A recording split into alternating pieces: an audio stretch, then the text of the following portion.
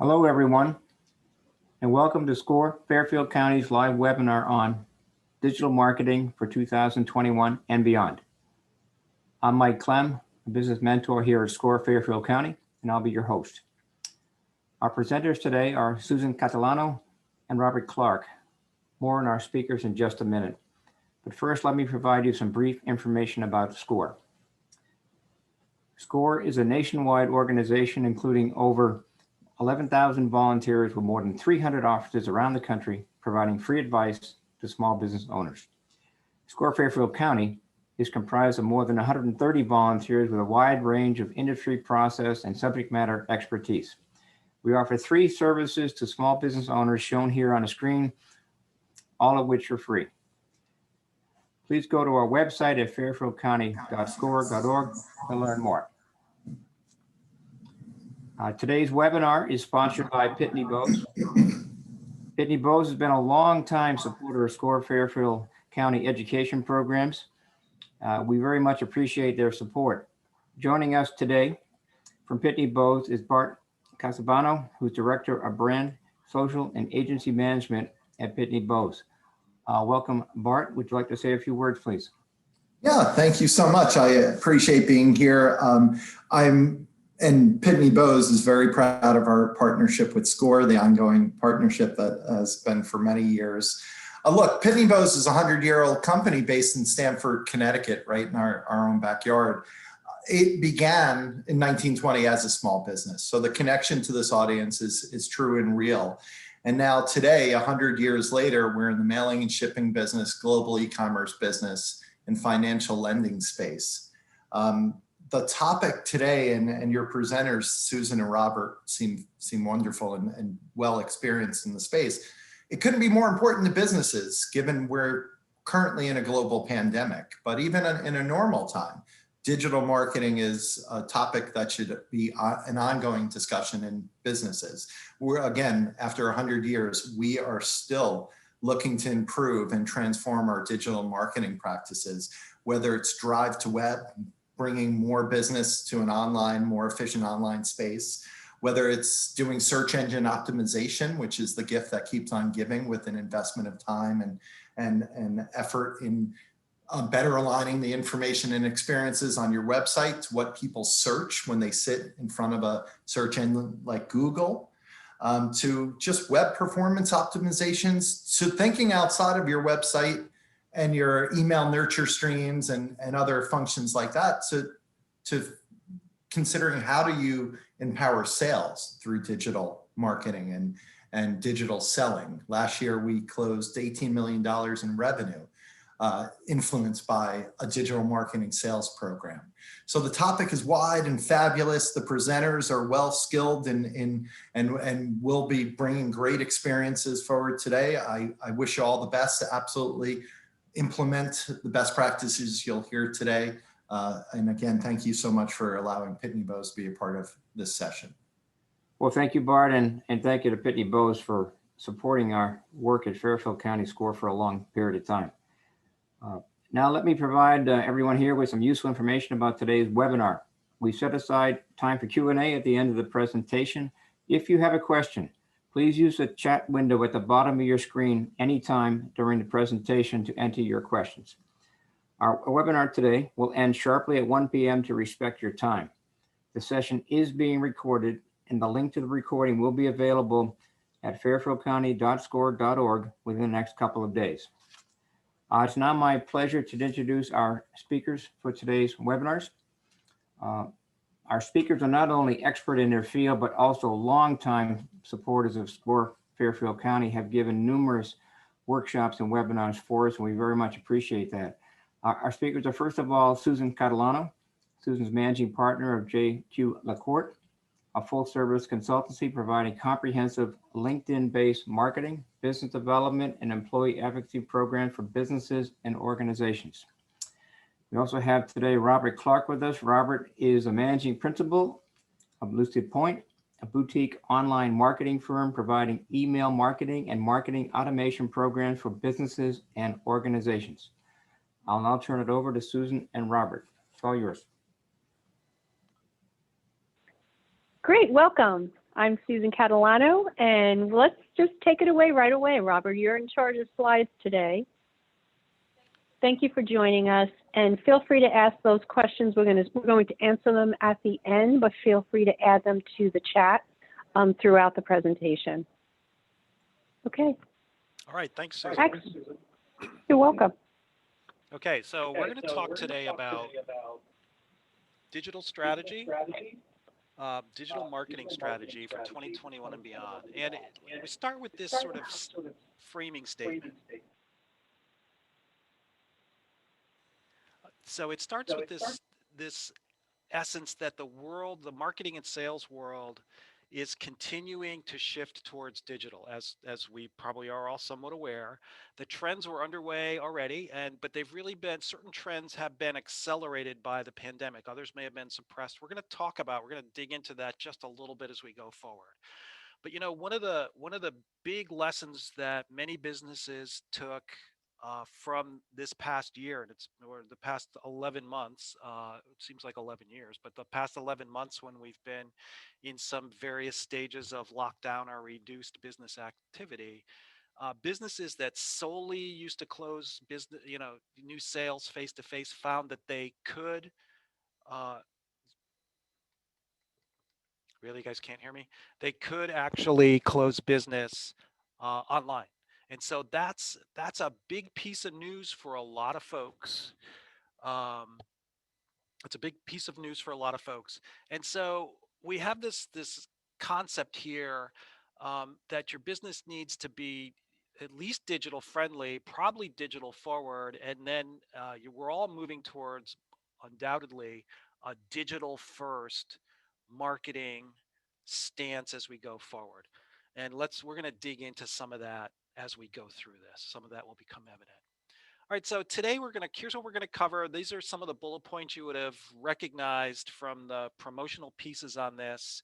We're going to cover some fundamentals that we always do. Shorten that up a little bit, and then we're going to talk about the marketing strategies from a DNA kind of perspective, since biology is on our minds of late, and how pandemic has changed things. This concept of digital exhaust is you'll be somewhat aware of it, but I don't know if you've heard it expressed this way.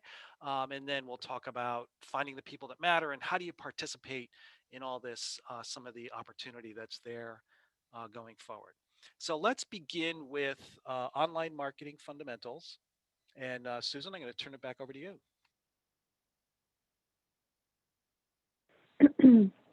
Okay, great. Thank you. And let's just get right to just do some fundamentals before we get into the strategy. So why do we cover fundamentals almost in all of our marketing presentations?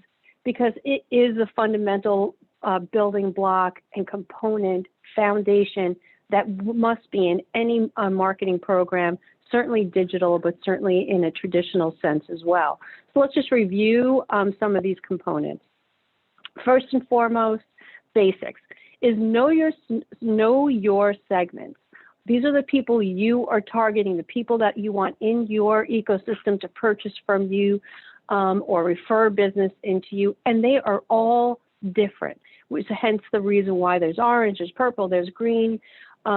Just know all your segments and know how to speak to them, know where they are, find out where they are, and realize that they are changing, because we're always changing. Nothing is static, so staying on top of that. That will be one of the big takeaways from this presentation today. Okay, next.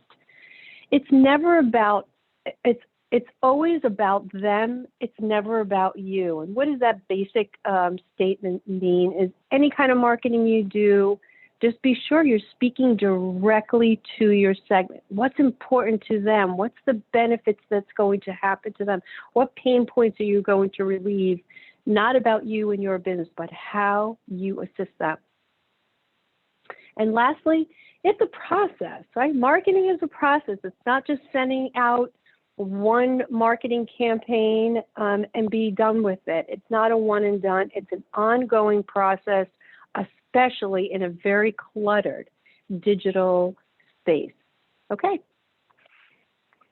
Okay, so customers always go through a buying cycle. And obviously, if you just think about your own buying process, we don't just, think, oh, I want something and you necessarily purchase it, right? We have to go through this AIDA process.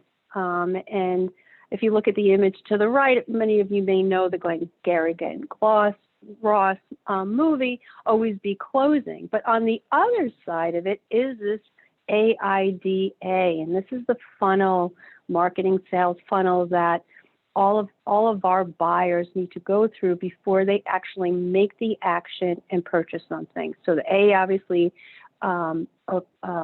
is related to attention. This is where you're doing marketing, you're getting awareness, general awareness that your business exists and you have these products and services. That's then they start getting interested, is another key component. Then they start making decisions. Yeah, I would like to purchase this. I remember this organization, and the action obviously is the purchase. So remember this. You remember this when you're doing your marketing, because it's a key component to every buying cycle. Okay. All right. Online attention spans. In summary, probably no surprise, they are short, and they are getting shorter all the time. This is an older study that was done back in 2015. Our human attention span in 2000 was 12 seconds. Then in 2015, it was 8 seconds.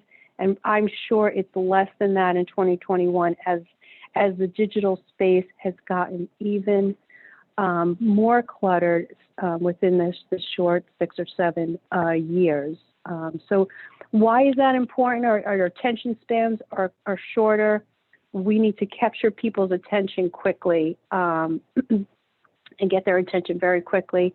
Online clutter, there are distractions, there's short attention spans, obviously, which means we need to have multiple touch points with our prospects, multiple touch points with our clients. Touch points really mean marketing initiatives, email, social media, etc., in order to break through the online clutter. Okay? And don't be the occasional marketer. I don't know if you've seen this slide either in our older or other presentations or not, but this was very common at the beginning. This was a very common complaint at the beginning of the pandemic. It certainly goes to the even worse, the process. It's a process, not one and done, nor occasional. You really need to know your prospects, your clients that are in your ecosystem, and don't be the occasional marketer. All right, Rob, that's me. Why don't you take it away? Okay, thank you, Susan. And I know many of you, if you've seen our presentations before, right now you're probably wondering, Susan forgot the goldfish. It's like, no, the goldfish just isn't in this time. We figured that, and if you've not seen the goldfish, you don't know what that is, but I know there's some goldfish fans out there. Okay, so let's get serious here. Let's get down to it. Let's talk about digital marketing strategy and the habits, the pandemic related habits that will influence your marketing going forward. So first, let's start again. This is the DNA. I mentioned DNA in the beginning. So we're all thinking about DNA and RNA, and we remember there are these four DNA is made of four biology majors out there, four amino acids that combine in all these different ways to provide this sort of code for how human cells come together. So that's fairly useful. It's a useful analogy for how we think of our marketing DNA, right? So our marketing DNA consists of, or the DNA of a marketing strategy consists of these 6 elements, right? So there's the natural, things going on in the natural environment, the demographics, economic, technical, cultural, political. When you're constructing or analyzing your marketing strategy or what's going on out in the marketplace, these are the factors to consider. All right, and so And this is a fairly straightforward you know, 6 factors, fairly straightforward model that you can use to look at what's, you know, what's going on in your business and in your marketplace and with your segments. And we'll talk about some of this going forward. Now, the pandemic itself, which has been the real driver of change here in 2020, and really the driver of what's going to happen in 2021 and beyond, that's a natural occurrence. So here's a great example of something that happens out there in the world that's naturally related that impacts all of our marketing, right? It impacts how our businesses operate. It impacts every aspect of our business functioning. And when we're, and obviously not only impacts our business, but it impacts the businesses and the lives of our customers, our prospects, our targets, and we need to adapt, right? So we need to adapt to incorporate the changes from the pandemic.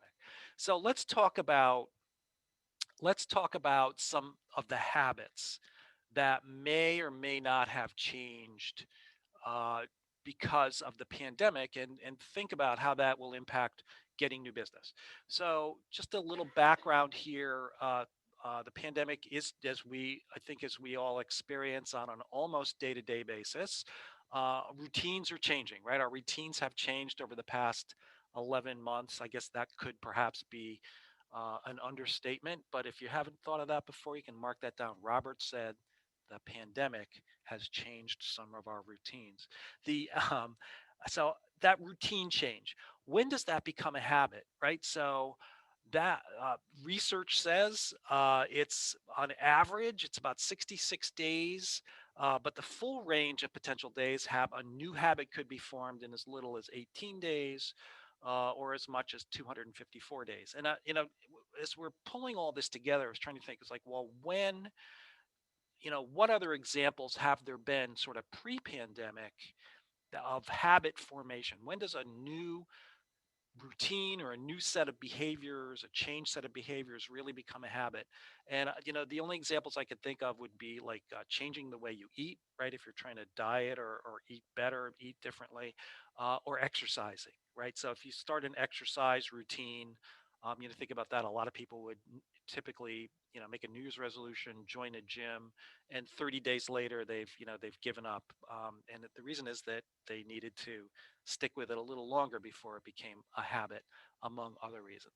But the other aspect of this is that less disruptive habits become adopted more quickly, which that kind of makes sense. So if you've got this sort of incremental change that is not too disruptive to what you used to do, that's more easily becomes a habit.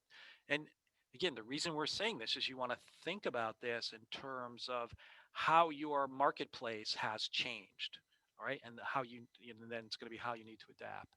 And so we establish a new habit, and now we want to know whether or not it's going to be permanent, right? So you can get a new habit, but if the new habit fades as soon as you know, sort of the underlying factors that drove it in the first place fade, then that habit will sort of revert back. So we want to know about habit permanence. And so if in general, if the increase, you know, if there's significant incremental value to this new set of behaviors, the habit has a higher likelihood to become permanent. And conversely, if there's like a if you have a poor experience with it, then the new habit is less likely to remain permanent.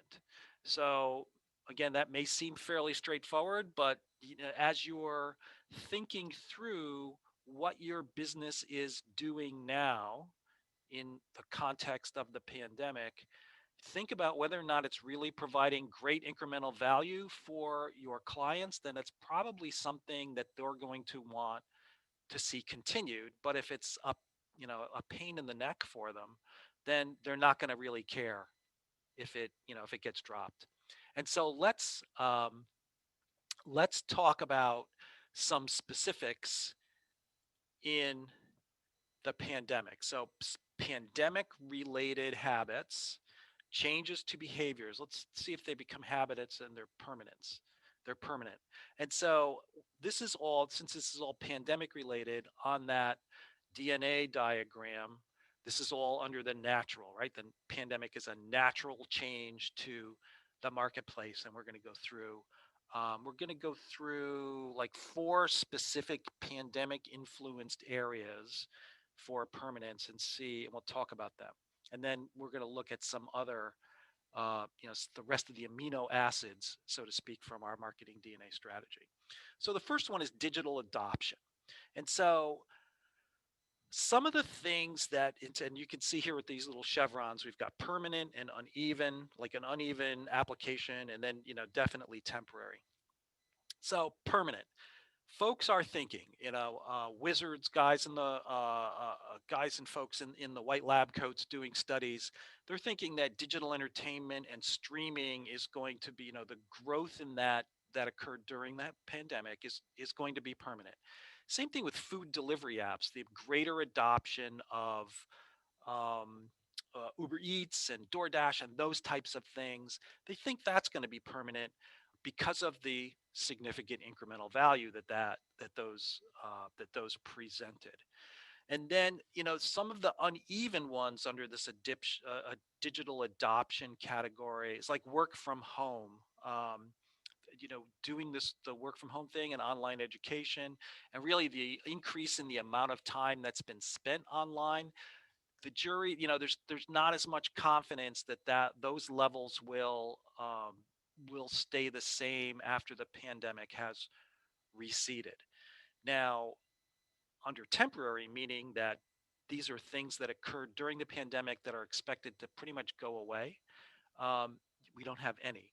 And one of the reasons for this is digital adoption in general was on the upswing before the pandemic hit, right? So we were doing more and more digital things anyway. And so the pandemic didn't really uh, present these new trends as much as amplify trends that were already underway.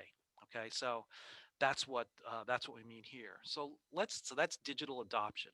Let's look at this next category called mobility. Again, this is still pandemic related, and do we think the changes are permanent? One of the changes they think definitely are permanent is changes to office environments. So now that the genie's a little bit out of the bottle here on the ability to work from home, or you don't really need to be in the office all the time if you have an office job, all the time to get your work done. Yeah, folks are saying clearly that the social part of interacting with your colleagues is important. So they're not saying that we'll never go back to office environments, but there are changes. So they think that change is permanent. And some of that was a little bit underway as well before the pandemic hit. If you think of, particularly for a small business, the rise of WeWork, those types of more collaborative spaces. Can't think of others, but WeWork is one example. um, in the center here, where it may there may be some residual effects, but maybe not as strong. So the reliance on face-to-face meetings, and there's another one where the genie's a little bit out of the bottle.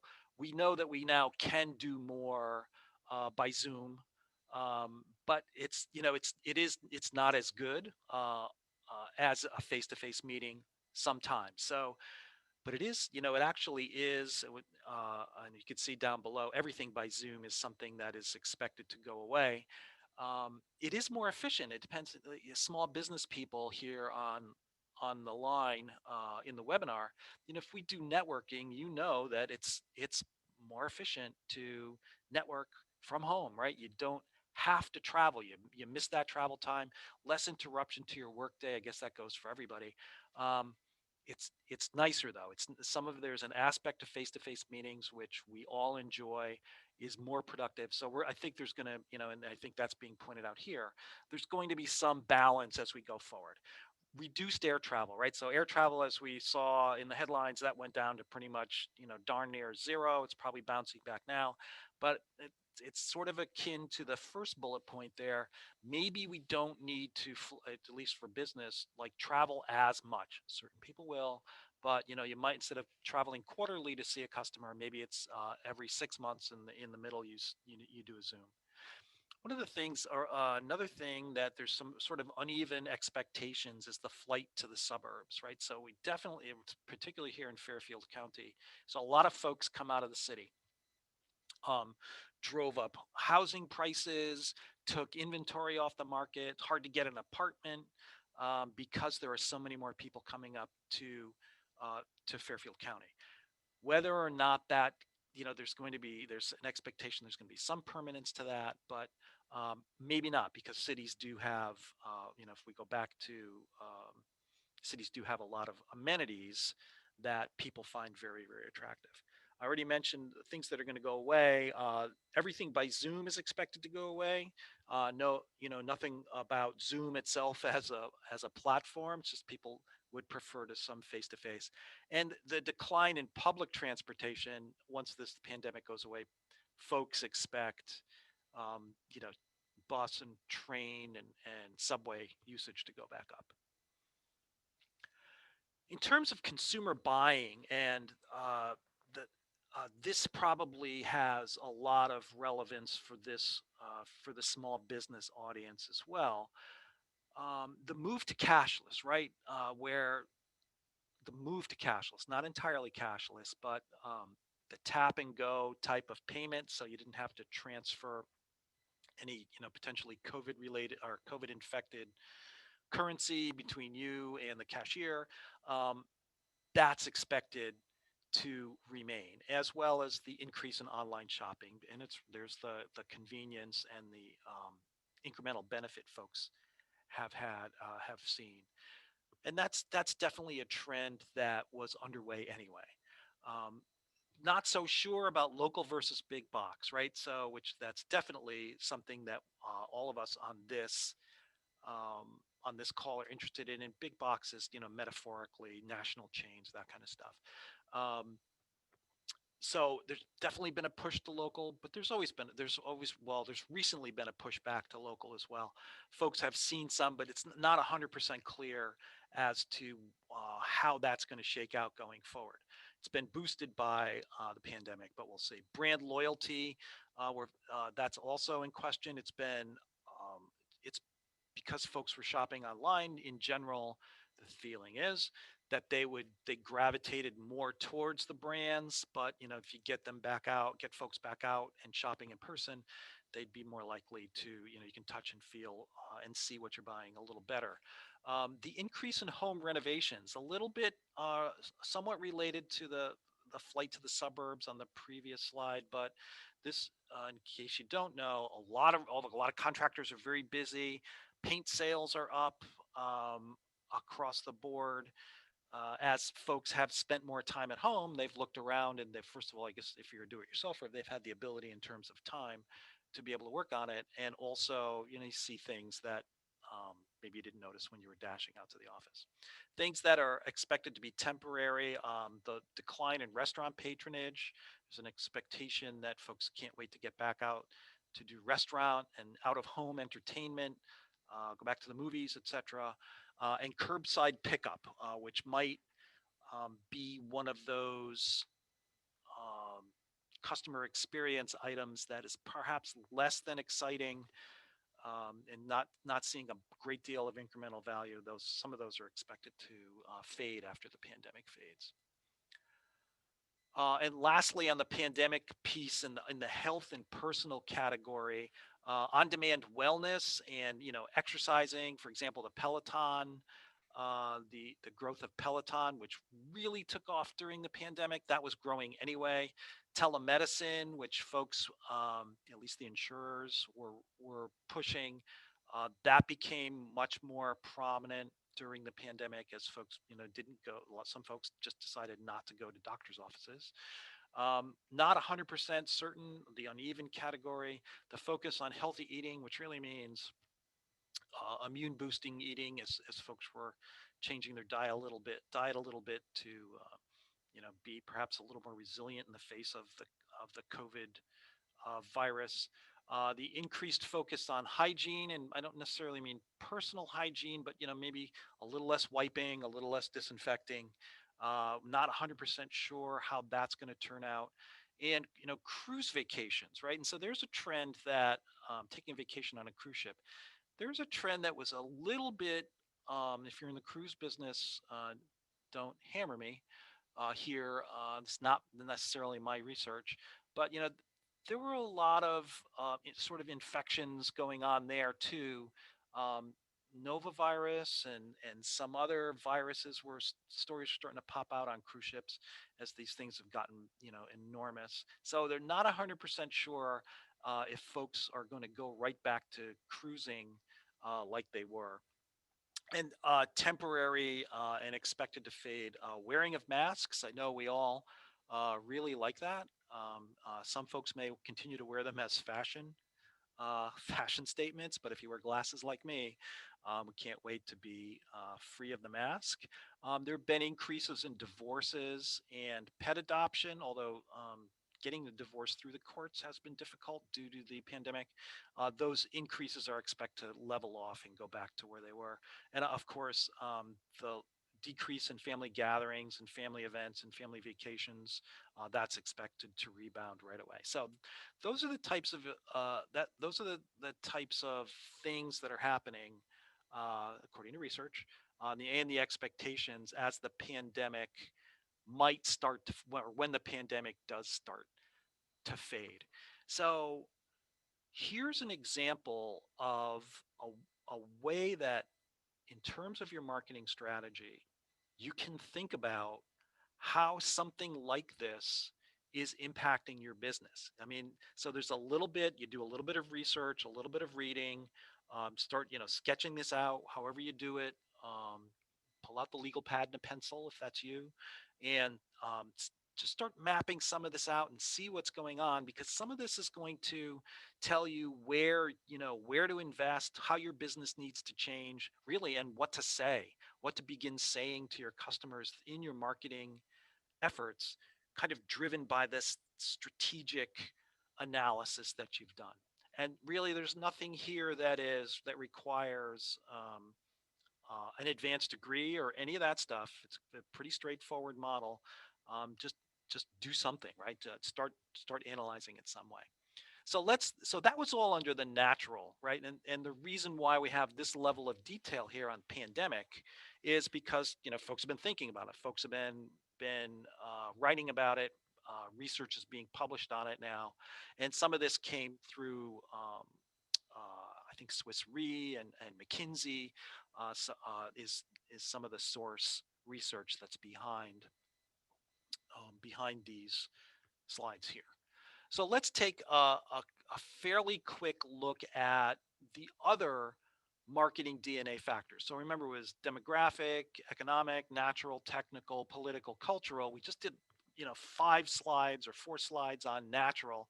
Let's just take a quick look at some of the changes in terms of marketing strategy that you want to consider, right? So demographically, the aging out of the baby boomers, I mean, that didn't stop. That was not really affected materially by the pandemic. Their baby boomers are sort of aging out of the primary buying markets for some of us, right?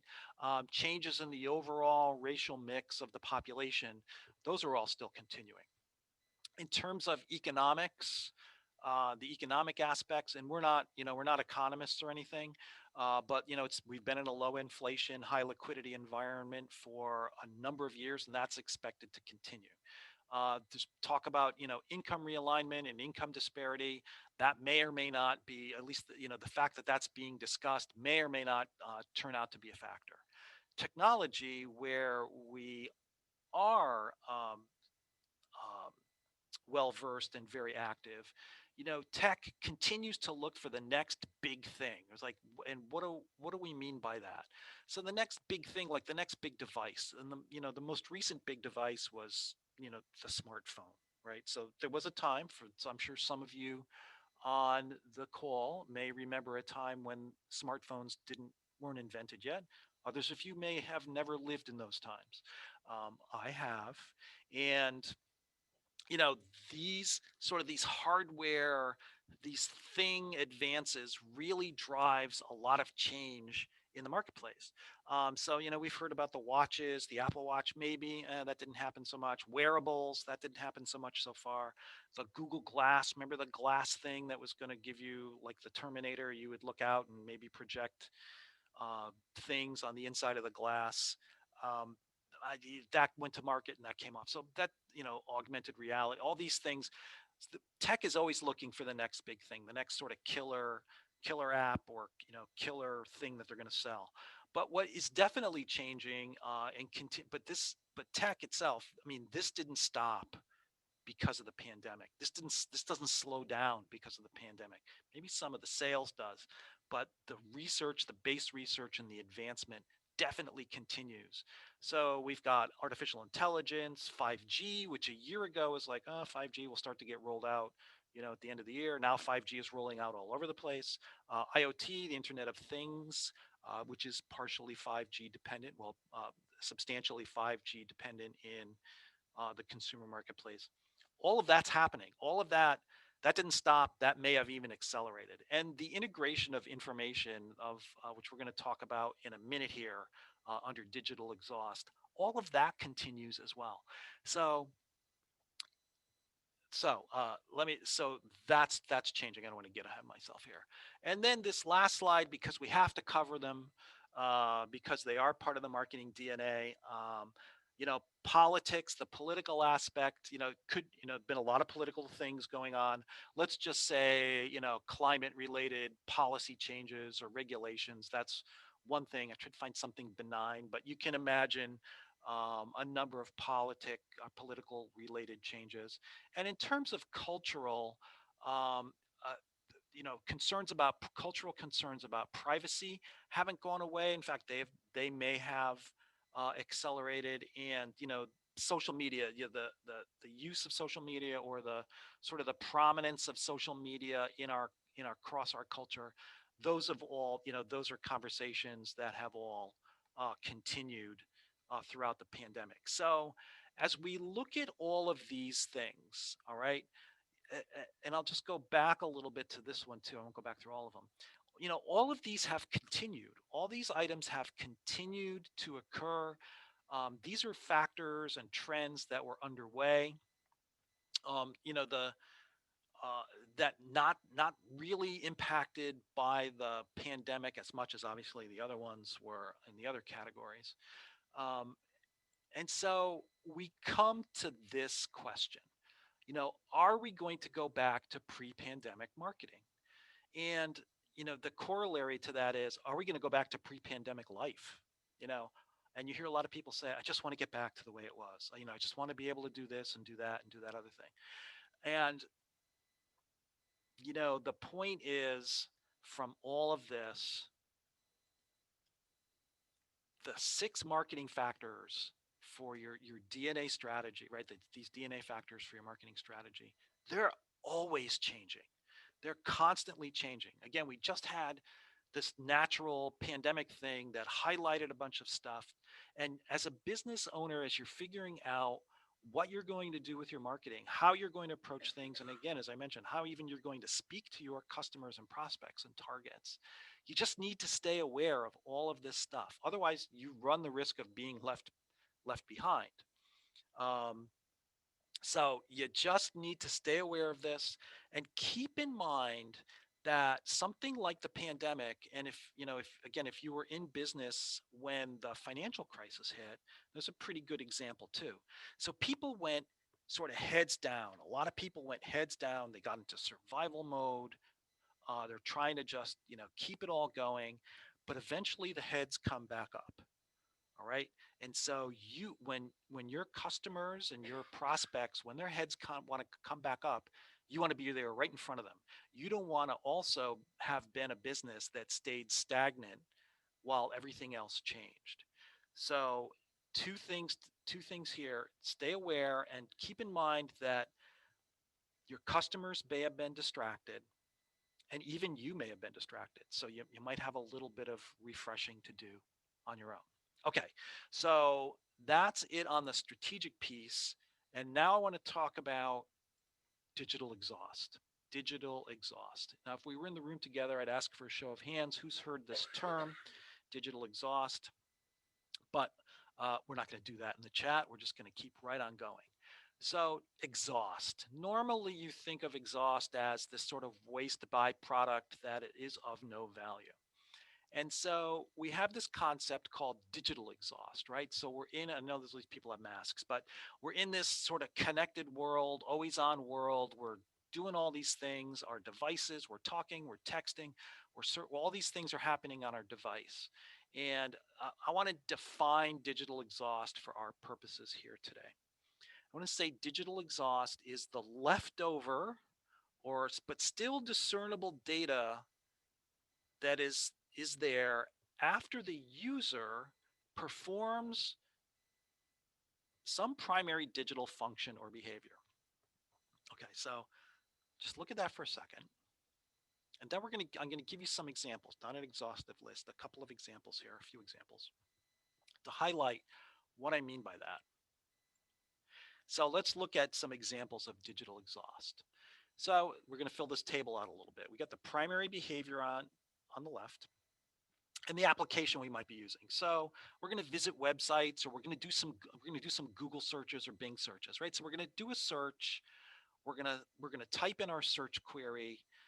We're going to get the answer, and then we're going to go visit those websites, right? So that's the primary behavior that we're interested in as the user.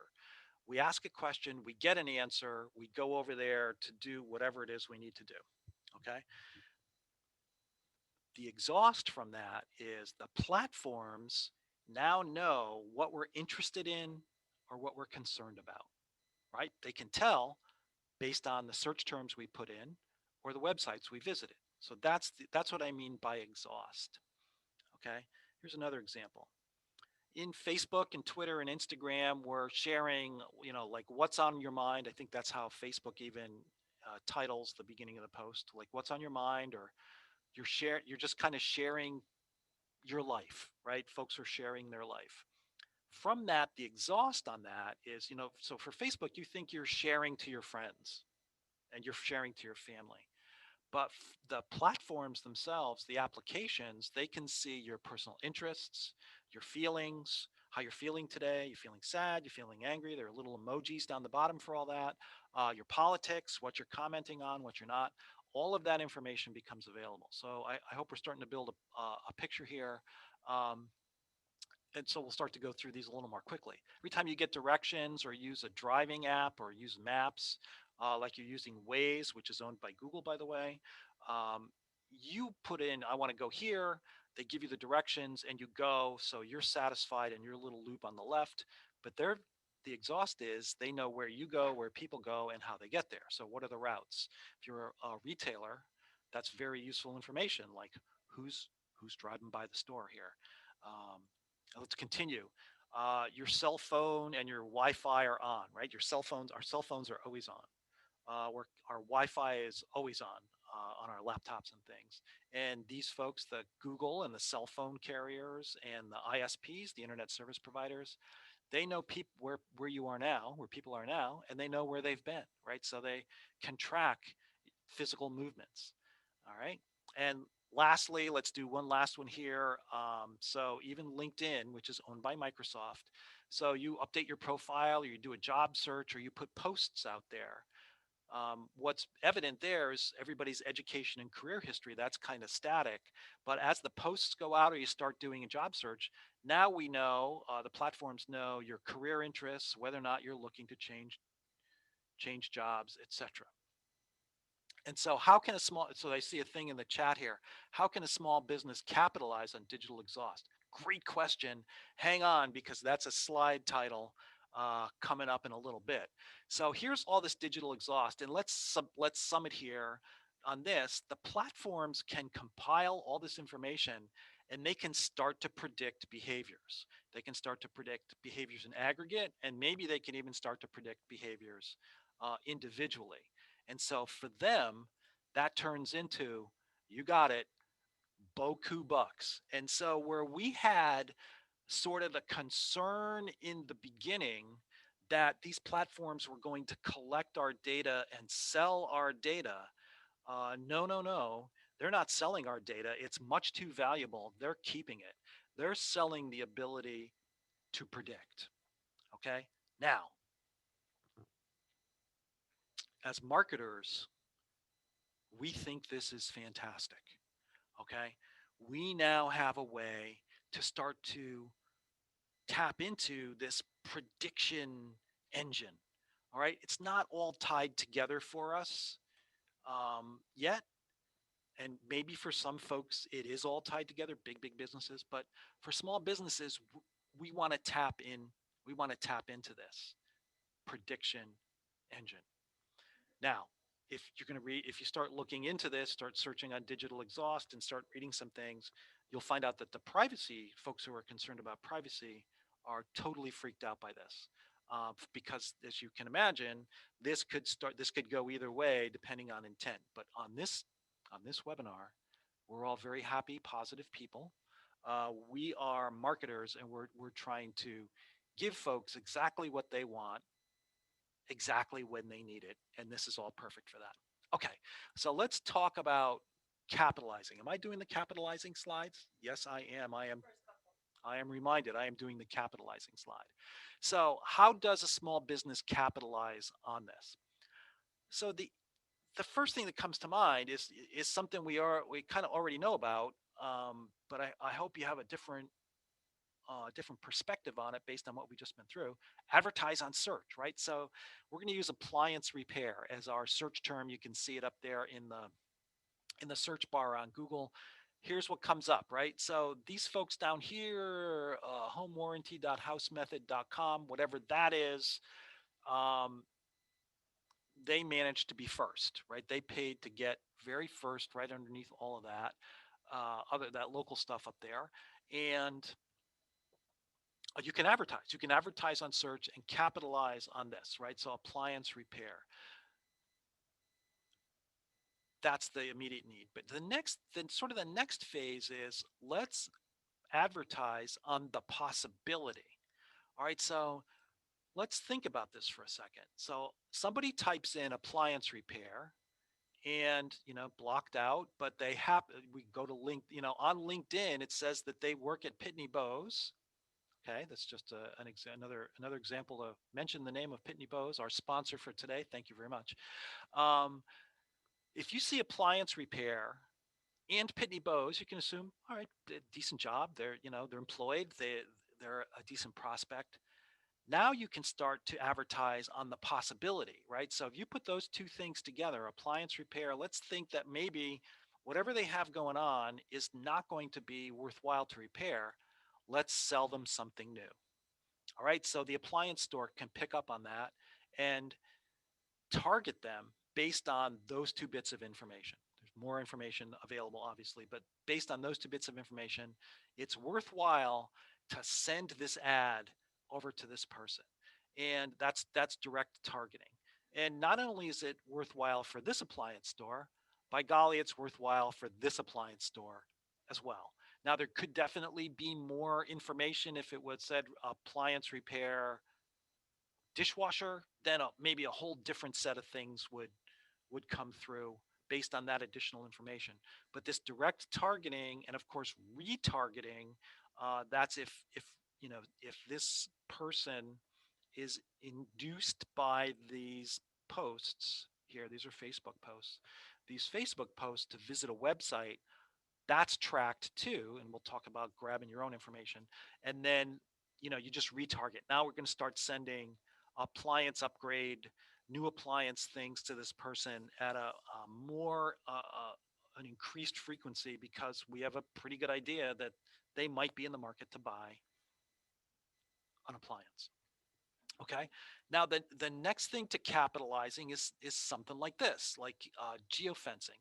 And there are a lot of ways to capitalize on this, but geofencing, in case you've not heard of it, you literally construct this online, virtually, this fence around a location. And when a mobile device enters that fenced in area, right? You can either, if you're Itoro Appliance in Norwalk, and I have no relationship to any of these companies. If you, not clients or anything, if you approach Itoro, maybe Itoro wants to send a coupon to the phone, or send it, if they have the text number, send a text to the phone and they have permission. It's like, hey, we're having a big sale, stop in. Great time to stop in, nobody in, whatever. Conversely, that other appliance store might put a geofence around Itoro, and if they sense this prospect who they've already identified approaching the store, they start bombarding them. Hey, don't go over there. Come on back. Turn around and come back over here. We've got even better deals. So there are a couple ways to do that. But the summary on the digital exhaust is there are more and more ways to use digital marketing tools, both in the platform and outside of, in the platforms like Facebook, et cetera, and outside of the platforms, to capitalize on the ability to predict buying behavior. And the bottom line is this has, we talk about those trends that have increased, right? So we've got, just now let's take a step back here, right? Pandemic trends, we got more people doing online buying, okay? Technology trends, which were still going anyway, the technology is improving, and this information interconnection is improving, continues to change. As we come out of the pandemic, if you have not been engaged in this, you really need to pay attention to it, because this is what a digital forward, a digital friendly, a digital forward, or a digital first business needs to do. You need to be aware of these tools that are out there. You need to do it for your own business, number one. The other reason you need to do it is your competition is doing it. So, you don't want to be left behind. Okay. Whew. Am I still going? Oh, thank goodness. I know you guys. Yeah, get some water, mute your mic. I'm going to take a few slides for you, and then you're going to wrap it up at the end. And we are almost done, because I know we want to leave some time for a couple of questions if there are. But thank you, whoever asked that question, how does a small business participate? And that's the great part. Small businesses, very easily participate on all of these behavioral components, these interest components that are out there, just like the big companies. So certainly advertising is the key to capitalizing and leveraging all this wonderful technology that is out there. So boosting your posts, placing ads, doing some lead gen on some of the social platforms, and certainly lookalike audiences. Lookalike audiences are, audiences that they resemble your ideal clients. So there's a lot of wonderful ways to do that, certainly on Google, as Robert has already mentioned, but on some other social platforms as well. And I just wanted to show you a couple, just so you can see what you can on Facebook. And again, you decide what platform you're on, where your ideal prospects frequent. So you don't need to be on all of these platforms. You just need to be where are your folks searching for your services on Google? Are they going on Facebook? Are they going on LinkedIn, et cetera? And if you're not sure, ask your clients. But Facebook ads just give you a sense of what these targets are very quickly. You can certainly do ads targeting men and females, or just men, or just female. You can also do quite a range of ages too, locations as well. And then if you go to the next slide, that really outlines the detailed targeting piece. So demographics, and there's more. Actually, you can go back one, Rob, the animated. So demographics are the classic ones that you can see that you can certainly target on. But then the next one is interest. And all of the interests that these individuals will express. And then the last one I want to show today is behaviors,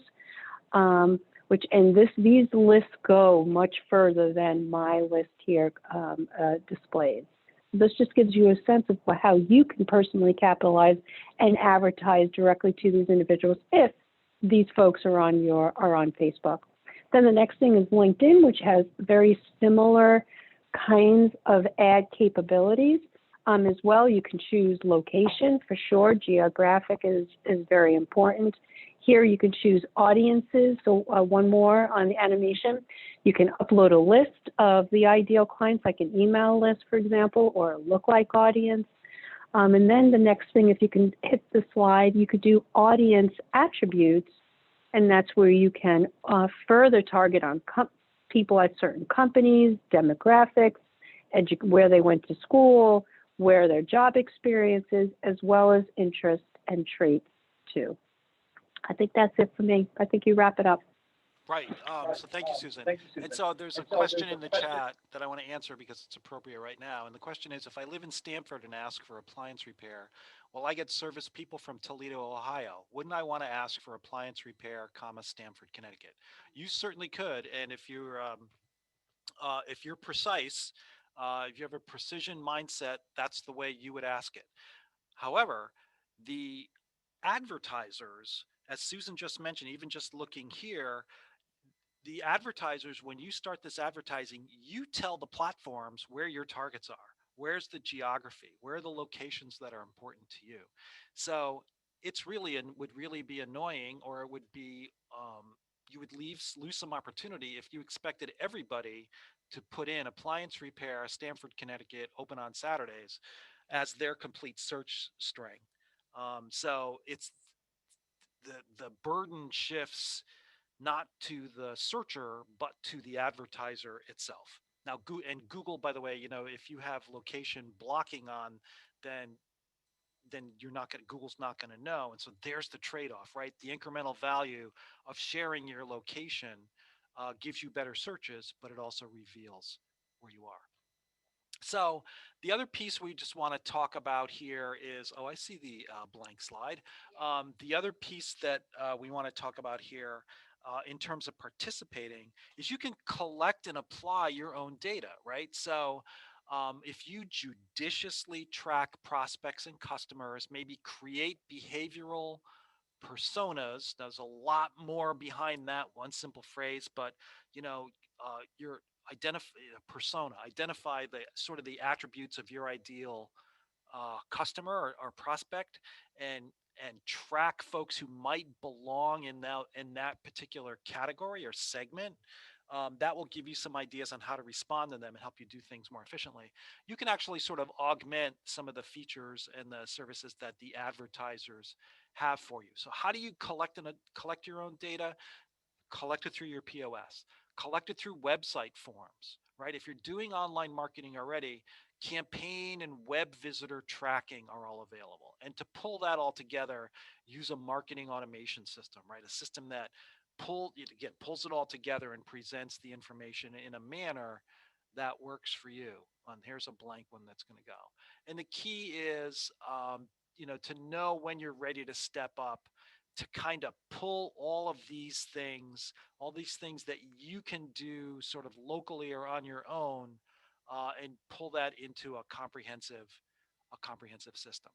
Okay.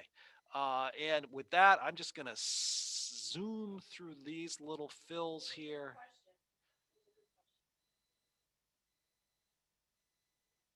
Okay, here's the question. Hello, everyone. I have a question. What would be the best low-cost option for a small business like us where people can search for Connecticut, New York classes and they see our company right away? So I'm going to suggest that so some of your answer is search. That's the key term you've used. If people are searching for classes, then that's a Google ad, right? Because that's the primary search engine that folks use, right? So that's search engine marketing. But if you have a persona, like that somebody has these attributes, they are likely to want your classes and they're individuals, then that points to Facebook, right? So you would figure out what the attributes are, you'd put that into Facebook, and you'd put an ad out on Facebook. So in the first case, you're waiting for somebody to search and your ad shows up. In the second case, whenever they go on to their Facebook, right? Whenever they look at Facebook, they see your ad on their news feed. So that's the primary difference. Do you have a marketing automation system to recommend to small businesses? Yeah, there are a bunch of them, and there are various levels of sophistication and varying levels of cost. There you can do, oh, we're coming right on it. You can do a lot in email marketing, but the one we use for integrated is SharpSpring. And I hear the mic has opened up, which means we've hit 1 o'clock. So I'll yield back to you, Mike. Okay, well, thank you, Robert, and thank you, Susan, for an excellent presentation. As a reminder, recording of the webinar and the materials are available in a couple of days on our website, fairfieldcounty.score.org. Our next webinar is going to be next Tuesday, following this Tuesday, February 23rd, that is, at noon. It's going to be on Signs and Graphics, Essential Marketing Tools for Your Business with David Stowe presenting. You can register for this webinar on our website. Just a reminder, SCORE offers free individual counseling, so please use the link on the screen to visit our website and click Request a Mentor. Also, please fill out your evaluations that have been sent to you at the end of the webinar. Again, Susan and Robert, thank you very much for presenting today. Thank you also to Pitney Bowes for sponsoring today's webinar. And thank you all for attending today's webinar. And I hope you all have a very nice day. Thank you.